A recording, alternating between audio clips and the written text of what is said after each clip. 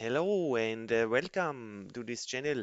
Install the Tabular editor has been kind of a tricky question, so I will show you. It's a tool to use with Power BI and some kind of some data engineering, whatever you want to say.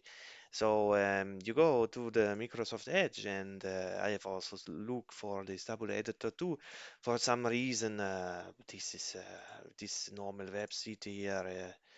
I don't know, but it's all 4.4. So, and we also don't want this third version, but only the second. So we go to the GitHub, and there's the installer here. So we can just install. I already have it here, but I will guide you through the process. Re repair, let's say repair, whatever. And it's repaired, but normally you just click through here and kind of the process to install it. And then if you want to use, for example, here Power BI, you can go into external tool, and there you see it. So, and then you can open it.